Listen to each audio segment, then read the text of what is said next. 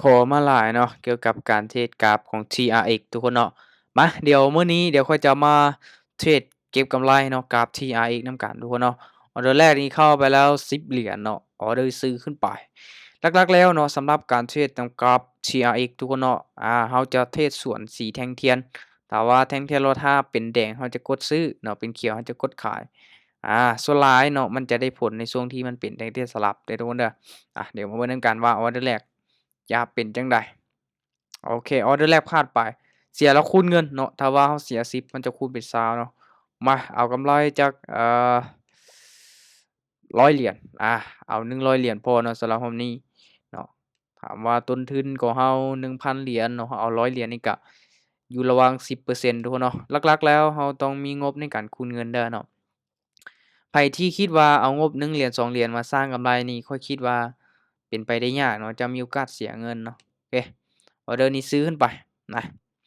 คือหลักๆเบิ่งแท่งเทียนเด้อทุกคนเด้อเนาะเบิ่งแท่งเทียนเนาะถ้าว่ามันเป็นแดงเราจะกดซื้อเนาะเดี๋ยวมาเบิ่งนำกันว่ามันสิพลาดจากไหมเนาะถ้าว่าบ่พลาดเกินงบเนาะในการคูณเงินของเราก็น่าจะมีกำไรทุกคนเนาะเพราะว่าหยังเราไปออร์เดอร์แรกเราไปน้อยๆเนาะไป10เหรียญถ้าว่าพลาดแล้วเราจะคูณเป็น20เหรียญถ้าว่าพลาดแล้วเราจะคูณเป็น40เหรียญเนาะเดี๋ยวมาเบิ่งนำกันออร์เดอร์ที่2ว่าสิวินบ่ โอเควินไปอาถ้าว่าเรามีแนวความคิดเนาะทุกคนเนาะที่ว่าอยากได้กำไรจากมันแท้ๆเนาะโดยการที่เราบ่โลภเกินไปเนาะเราเบิ่งเห็นถึงความเหมาะสมเนาะในการที่เอางบมาเทรดเนาะถ้าว่างบของเราหลายเนาะเรามาเทรดเก็บมาเทื่อละน้อยเนาะแน่นอนเนาะเพื่อเป็นการลดผ่อนความเสี่ยงเนาะมีโอกาสเป็นไปได้สูงอีกเนาะมาออร์เดอร์นี้มันเป็นโอเค เป็นแดงจังซี้เราจะกดซื้อขึ้นไปเลยทุกคนเนาะหลายๆคนนี่ค่อยเห็นเลยเนาะที่ว่ายังเติมงบน้อยเข้าไปเทรด2เหรียญ3เหรียญก็บ่ได้ห้ามทุกคนเนาะในกรณีที่ทุกคนอยากเติม2เหรียญ3เหรียญ5เหรียญเนาะแต่โอกาสเสียค่อยคิดว่ามันมีสูงเนาะถ้าว่าเจ้ามีงบเพียงแต่เท่านั้นเนาะโอกาสเสียมันมีหลายกว่าโอกาสที่เจ้าจะได้เนาะอันนี้เป็นการแนะนำจากข้อยทุกคนเนาะ คือทุกคนอาจจะคิดว่าตัวเองเทรดเก่งเนาะงบ5เหรียญขึ้นไปฮอด10ฮอด20 40-50นี่ก็ข้อยก็ถ้าว่าเฮ็ดแบบนั้นได้เรื่อยๆก็ยินดีนำเนาะแต่ถ้าว่าพลาดแล้วเนาะเสียแล้วนี่แน่นอนทุกคนเนาะงบน้อยนี่มีโอกาสที่จะลบสะสมไปเรื่อยๆเนาะถ้างั้นเนาะเรามีงบอยู่ระดับหนึ่งเนาะเรามาเทรดเก็บเอารอบละน้อยนี่ข้อยคิดว่ามีโอกาสเนาะมีการสร้างกำไรได้กว่าเนาะอา เดี๋ยวมาเบิ่งนำกันเนาะสำหรับรอบนี้ข้อยก็มีงบอยู่1,000กับ200เหรียญเนาะแต่ข้อยมาเก็บเอา100เหรียญเท่านั้นเนาะมาเบิ่งนำกันว่าจะเฮ็ดได้บ่ในการลงทุนทุกคนเนาะบ่ว่าเราจะไปลงทุนตัวใดถ้าเรามีงบน้อยและสิหวังให้มันได้กำไรหลายๆเนาะมันเอิ้นว่าเข้าข่าย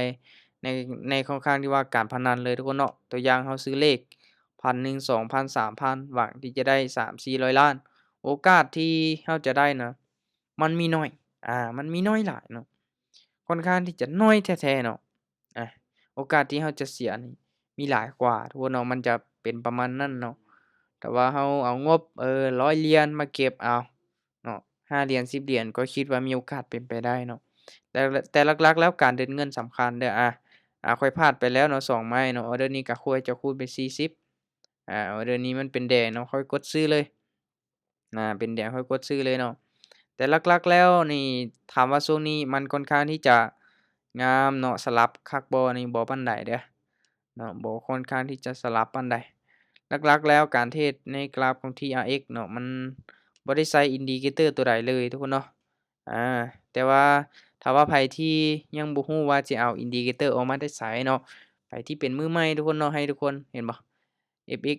Indicator เนาะให้เรากดเข้ามาอยู่นี่เนาะแล้วเรามาพิมพ์ค้นหา Indicator ที่เราจะนำใช้เนาะบ่ว่าจะเป็น Net Volume เนาะ Moving Average เนาะ Duo โอเค MACD อาเราก็กดใส่ตัวหนังสือมันจะออกมาทุกคนเราพลาดไป3ไม้แล้วเนาะเดี๋ยวมาเบิ่งนำกันออร์เดอร์นี้คูณเป็นไม้ที่4เห็นบ่มันค่อนข้างที่จะออกตามสีเลยเนาะเห็นบ่แดงออกแดงเขียวออกเขียวแดงออกแดงแบบนี้เนาะโอเคออร์เดอร์นี้ ค่อยจะกดขายลงมาเลย มาเบิ่งนำกันเนาะว่ามันจะพลาดจักไหมเนาะถ้าว่าบ่พลาดเกินงบของเราเนาะเรามีกำไรแน่นอนเนาะถึงมันจะพลาดฮอด4ไม้5ไม้6ไม้ก็อย่ามันเนาะถ้าว่างบของเราคูณได้ฮอด7ไม้8ไม้เด้อทุกคนเด้ออันนี้ถือว่าข้อยเทศเป็นกรณีศึกษาให้ทุกคนเบิ่งเลยเนาะมาเบิ่งนำกันว่ามีงบ 1,200นี่เราไปออร์เดอร์แรก10เหรียญเนาะเราจะพลาดจักไหมเนาะเราจั่งขาดทุนทุกคนเนาะพอร์ตเราจักแตกเนาะเดี๋ยวมาเบิ่งนำกันว่าเทคนิคนี้เนาะมันจะพลาด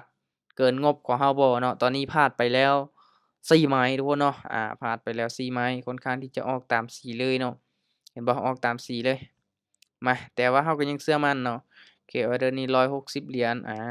160เหรียญเนาะอันนี้เป็นไม้ที่5เนาะเห็นบ่มันออกนี่แดงออกแดงเขียวๆเดี๋ยวมาเบิ่งนำกันเนาะว่าข้อยจะพลาดเกิน5ไม้บ่ออร์เดอร์นี้เป็นแท่งๆแดงเนาะโอเคเราจะซื้อเลยมาเดี๋ยวเรามาเบิ่งนำกันเนาะ เดี๋ยวมาเบิ่งนำกัน ถ้าเป็นไปได้ก็ให้มันปิดเต็มเนาะให้มันปิดเป็นแท่งๆเต็มนี่ถือว่าเป็นการดีเนาะถ้าว่ามันจงใส่แบบนี้ก็อันตรายอยู่เนาะเดี๋ยวมาเบิ่งนำกันว่าจะพลาดจังไมเนาะถ้าว่าพลาดเกินงบกว่าเราแสดงว่าเราติดลบเนาะถ้าว่าบ่พลาดนี่จั่งใดเราก็มีกำไรเพราะว่าเราเดินแบบคูณเงินจังซี่เนาะแต่หลักๆแล้วบ่หมายความว่ามีงบ1,000แล้วเราสิปล่อยมาละ100 200เลยบ่เนาะเราจะบ่เฮ็ดแบบนั้นเนาะเดี๋ยวมาเบิ่งนำกันโอเค พลาดไปแล้ว5ไม้ทุกคนเนาะไม้ที่6เขาจะไปอยู่ที่300กับ20เหรียญเนาะโอเค300กับ20เหรียญเราจะคูณ2เห็นบ่10 20 40เนาะ80แล้วก็160ออร์เดอร์นี้ก็300กับ20เหรียญเนาะ300กับ20เหรียญเราจะคูณได้ประมาณ7ไม้เนาะมาเบิ่งนำกันเด้อว่าเราจะขาดทุนบ่หรือว่าจะมีกำไรในรอบนี้เนาะโอเค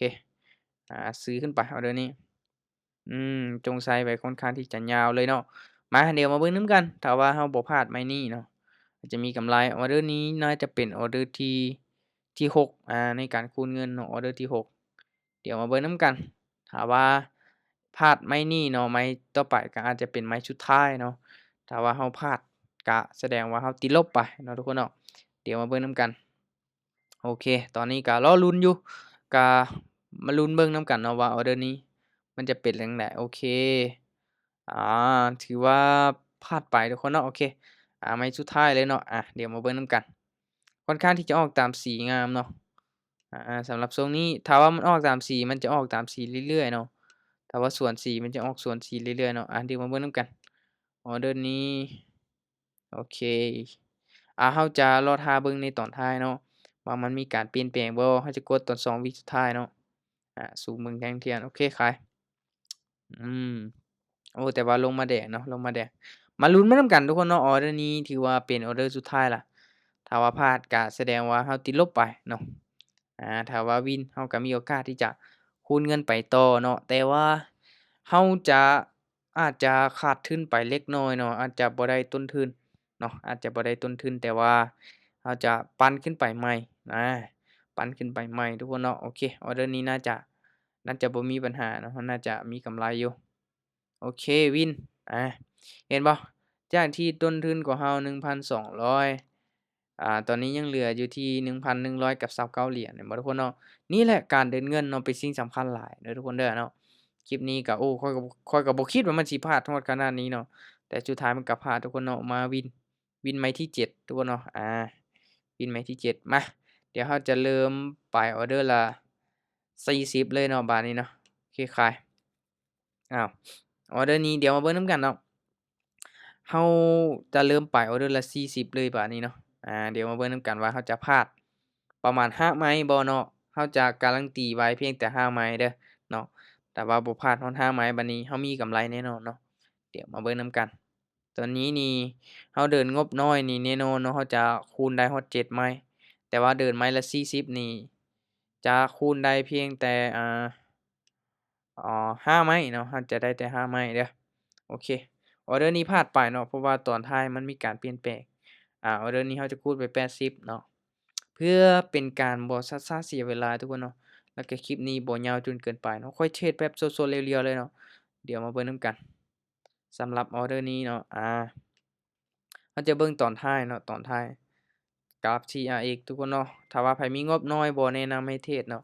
ถ้าว่าเราบ่จับจุดมันได้แท้ๆโอเคซื้ออาออร์เดอร์นี้มันเป็นแดงเนาะเรากดซื้อขึ้นไปเดี๋ยวมาเบิ่งนำกันเนาะเดี๋ยวมาเบิ่งนำกันว่ามันสิสลับขึ้นไปเป็นเขียวบ่หรือว่าสิลงแดงต่อเนาะอืม เดี๋ยวเบิ่งนำกันทุกคนเนาะก็แน่นอนเราก็เทศสวนสีแดงเทียนในเมื่อเราได้ไปแล้วเราต้องตามให้สุดเด้เนาะเราต้องตามให้สุดถ้าว่าบ่ตามให้สุดนี่ถ้าว่ามันได้ผลเราอาจจะเสียดายทุกคนเนาะอาจจะเสียดายเดี๋ยวมาเบิ่งนำกันออเดอร์นี้โอ้ค่อนข้างที่จะสวิงแรงเนาะค่อนข้างที่จะสวิงแรงหลายอาพลาดไปอีกแล้วเนาะพลาดไปอีกแล้วโอเคโอ้ค่อนข้างที่จะพลาดหลายเนาะทุกคนเนาะถ้าว่าพลาดหลายแบบนี้เราเทศตามสีน่าจะ มีอัตรากัศนะที่สูงกว่าเนาะให้ทุกคนเบิ่งเป็นช่วงเด้อเนาะถ้าว่าช่วงใดที่มันเป็นสลับเนาะสลับแบบแท่งเทียนมันเสมอกันเนาะแต่ว่าตัวนี้มันบ่ค่อยเสมอปานใดออร์เดอร์นี้โอเคโอเคออร์เดอร์นี้มันเป็นแดงเนาะซื้ออ้าวถ้าว่าเป็นแบบนี้มีโอกาสที่จะพลาดอีกเนาะสำหรับออร์เดอร์นี้มีโอกาสที่จะพลาดอีกเห็นบ่มันขึ้นไปเขียวตอน1วิสุดท้ายเนาะขึ้นไปเขียวตอน1วิสุดท้าย ถ้าว่าเรากดไว้เนาะการเปลี่ยนแปลงมันมีอยู่แล้วทุกคนเนาะเพราะว่ามันเปลี่ยนแปลงตอน1วิสุดท้ายเนาะแต่ว่ากลับมาเบิ่งนำกันอาจจะเฮ็ดให้เราวินก็เป็นไปได้เนาะบ่มีคำว่าแน่นอนทุกคนเนาะบ่มีคำว่า100%เนาะเอาจั่งใดออร์เดอร์นี้โอเควินเห็นบ่ทุกคนเนาะก็ถือว่าวินไปสำหรับออร์เดอร์นี้เนาะเราจะกลับมาเดิน40คือเก่าเนาะ จนกว่าจะได้ตามเป้าของเราเนาะขึ้นไปฮอด1,000กับ300แต่ว่าตอนนี้ยังบ่ฮอดเด้อทุกคนเด้อเนาะเทคนิคที่มือใหม่นี่ก็เทศได้เนาะขอเพียงแต่เราสังเกตเบิ่งแท่งเทียนให้เป็นเนาะฝึกเทศเงินเดโมก่อนก็ได้ทุกคนเนาะโอเคออร์เดอร์นี้โอ้ปึ๊บอุ๊ยถ้าว่ามันลงมาแดงไวนี่ค่อยจะซื้อเนาะแต่ว่าออร์เดอร์นี้มันลงมาแดง1วิเนาะอุตส่าห์กดช้าแล้วเนาะกด1วิสุดท้ายเนาะ แต่ว่ามันก็ลงมาเฉยเนาะเพียงแต่เสี้ยววิเท่านั้นเนาะเพราะว่า TRX มันเป็นเหรียญที่น้อยทุกคนเนาะราคามันบ่ค่อยปานใดเนาะราคา0.2ปลายๆเดี๋ยวมาเบิ่งนำกันสำหรับออร์เดอร์นี้ว่ามันจะปิดเป็นเสมอบ่หรือว่าจะปิดแดงโอ้ขึ้นไปปิดเขียวอีกเห็นบ่ทุกคนเนาะถ้าว่าเรากดช้านี่น่าจะได้ผลอยู่เนาะมาโอเคบ่เป็นหยังเนาะก็ยังมีโอกาสคูณเงินขึ้นไป สำหรับออร์เดอร์นี้เราก็มาเบิ่งที่แท่งเทียนคือเก่าเนาะซูมเข้ามาใกล้ๆทุกคนเนาะเป็นแท่งเทียนที่ชัดเจนแบบนี้เดี๋ยวเรามาเบิ่งนำกันประมาณ2วิสุดท้ายเนาะโอเคออร์เดอร์นี้โอเคซื้อทันเฉยเนาะออร์เดอร์นี้ถ้าเป็นไปได้เนาะให้มันอ่าปิดเต็มเนาะปิดเต็มนี่จะงามเลยเนาะปิดเต็มจะงามมาเดี๋ยวมาเบิ่งนำกันเนาะออร์เดอร์นี้ ถึงแม้นว่าจะบ่วินติดๆกันเนาะแต่ว่าเราก็เดินเงินเป็นระเบียบเนาะเราบ่ได้ไปไม้ละใหญ่บาดเดียวเลยเนาะบ่เนาะเดี๋ยวมาเบิ่งนำกันออร์เดอร์นี้ว่ามันจะปิดเขียวให้เราได้บ่ว้าสิลงมาแดงเฉยโอเคสวยอ่าวินไปทุกคนเนาะหลังจากที่วินเราก็กลับมาเดินเงินปกติคือเก่าเนาะการเทรดเนาะเราต้องใช้ระยะเวลากับมันทุกคนเนาะบ่หมายความว่าเราสิ all in ให้มันวินไม้เดียวเลยเนาะ ความเสี่ยงมันสูงเกินไปเนาะหลักๆให้ทุกคนบริหารเงินจะเป็นการดีกว่าเนาะถ้าว่ามันสลับแบบนี้นี่งามเนาะทุกคนเนาะมันเป็นแท่งเทียนทรงนี้นี่งามเลยเห็นบ่ถ้าว่าออร์เดอร์นี้เป็นแดงเราก็จะซื้อเลยเป็นแดงบ่แดงบ่โอเคซื้อกด1วิสุดท้ายทันเฉยทุกคนเนาะเดี๋ยวมาเบิ่งนำกันสำหรับออร์เดอร์นี้มันค่อนข้างที่จะสลับงามหลายเนาะค่อนข้างที่จะสลับงามเนาะแต่มาเบิ่งนำกันว่ามันสิสลับได้จักไหมเนาะ ออร์เดอร์นี้มันสิสลับอีกบ่เนาะเดี๋ยวเรามาลุ้นไปนำกันเลยโอเคมามันต้องได้แล้วล่ะออร์เดอร์นี้มันต้องได้แล้วล่ะโอ้งามๆเลยออร์เดอร์นี้งามๆเลยเนาะโอเควินไปทุกคนเนาะตอนนี้เรากลับมามีกำไร35เหรียญเนาะ35เหรียญแล้วไปออร์เดอร์ละ40ถ้าว่าทุกคนเนาะย้านว่าพลาดฮอดหลายไม้เนาะย้านพลาดฮอดหลายไม้ถ้าว่าเราเข้าไปบ่ถึกช่วงเราก็เดินเงินเซฟๆเนาะให้คูณได้ฮอด6ไม้7ไม้เป็นการดีเนาะ โอเคแต่ว่ารอบนี้ค่อยมั่นใจเนาะเอาเพียงแต่5ไม้พอโอเคโอเคซื้ออุ๊ยออร์เดอร์นี้ผิดพลาดเนาะโอ้มันลงมาแดงปึ๊บ2วิ1วิดีดขึ้นไปเขียวอย่างใหญ่เลยโอ้บ่เป็นหยังเดี๋ยวมาเบิ่งนำกันเด้อออร์เดอร์นี้เห็นบ่ทุกคนเนาะในการเปลี่ยนแปลงมันเพียงแต่เสี้ยววิสุดท้ายเนาะแต่ว่าเราต้องกดไวเนาะกดไวถ้าเป็นไปได้กดประมาณ1วิถ้าว่าทันเนาะ แต่ว่าบ่ทันแล้วก็บ่ออกแบบนั้นเนาะทุกคนเนาะเดี๋ยวมาเบิ่งนำกันออร์เดอร์นี้อ้อขึ้นไปเขียวได้เฉยเนาะตามที่เบิ่งทุกคนเนาะเบิ่งแนวโน้มของ2เส้นตัวนี้เด้อเนาะถ้าว่ามันเป็นแนวโน้มแบบไซด์เวย์เนาะสลับลงมาขาลงแล้วก็เส้นตัวนี้ขนานกันเนาะโอเคมาอีกไม้หนึ่งเขาอาจจะได้ตามเป้าเนาะอีกไม้หนึ่งเขาอาจจะได้ตามเป้าเดี๋ยวมาเบิ่งนำกันทุกคนเนาะถ้าว่าแท่งเทียนนี้เป็นแดงเขาจะกดซื้อเลยเนาะน่าจะบ่มีการเปลี่ยนแปลงซื้อ เนาะแต่ว่ามันจงไส้ไว้ยาวขนาดทุกคนเนาะจงไส้ไว้ค่อนข้างที่จะยาวเลยเนาะเดี๋ยวมาเบิ่งนำกันว่ามันสิสลับขึ้นไปเขียวได้บ่เพราะว่ามันจงไส้ยาวหลายเนาะจงไส้ยาวหลายเดี๋ยวมาเบิ่งนำกันถ้าว่าวินออร์เดอร์นี้เราก็จะได้ตามเป้าเนาะในเมื่อเราได้แล้วเราก็พักเนาะเป็นจุด Take Profit ของเราเนาะจุด Take Profit ของเราจะบ่โลภหลายน่าจะงามๆเลยอุ๊ย โอ้ลงมาได้เสยออร์เดอร์นี้เห็นบ่ทุกคนเนาะป๊าดคิดว่าสิปิดเขียวงามๆเนาะแต่ว่ามันก็ยังอยากให้เราคูณเงินไปต่ออยู่เนาะคูณเงินไปต่ออยู่โอเคมาออร์เดอร์นี้เดี๋ยวเรามาลุ้นมันนำกันเนาะแสดงว่ายังบ่อยากให้เราฮอดเป้าเทื่อเนาะยังบ่อยากให้เราฮอดเป้าเทื่อมาออร์เดอร์นี้โอเคโอเคเฮ้ยซื้ออ๋อ โอ้โฮทุกคนเนาะแต่ว่ามันเคลื่อนที่ขึ้นมาเนาะเห็นว่า2วิสุดท้ายมันลงมาเนาะแต่ว่าสังเกตเบิ่ง2เส้นตัวนี้เนาะมีโอกาสเนาะมีโอกาสปิดเขียวสูงเลยแหละออร์เดอร์นี้เนาะทุกคนเนาะโอเค โอเคทุกคนเนาะมาเดี๋ยวมาเบิ่งนำกันออร์เดอร์นี้อาจจะเป็นออร์เดอร์สุดท้ายเนาะของเราก็เป็นไปได้เนาะเราก็ใช้ระยะเวลาเทรดมาเหิงเติบเนาะจั่งใดลูกโอเควินไปทุกคนเนาะสรุปแล้วกำไรมา100กับ9 เหรียญเท่านั้นทุกคนเนาะเห็นบ่ในการที่เราลบไปทุกคนเนาะพลาดหลายไม้ก็อย่าแต่ว่าเราก็ค่อยๆปั้นขึ้นมาเนาะจนสามารถมีกำไรทุกคนเนาะ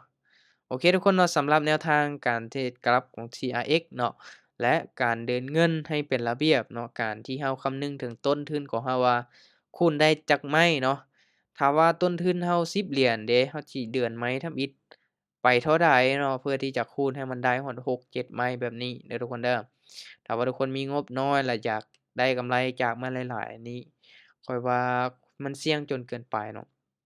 มันเสี่ยงหลายเนาะถ้างั้นให้ทุกคนเอางบหลายๆแล้วมาเทรดเก็บเอาเทื่อละน้อยเนาะ และต้องหักห้ามใจตนเองเนาะได้ตามเป้าเราก็หยุดเนาะบ่โลภหลายทุกคนเนาะโอเคทุกคนสำหรับคลิปนี้ก็เฮ็ดมาเพื่อเป็นแนวทางเนาะให้กับทีมงานที่กำลังเทรดกำลังลงทุนอยู่เนาะไผที่ได้รับชมก็เบิ่งเอาเป็นกรณีศึกษาทุกคนเนาะบ่ได้เป็นการที่ว่าแนะนำหรือว่าชักชวนให้ทุกคนเข้ามาลงทุนตามแต่อย่างใดทุกคนเนาะ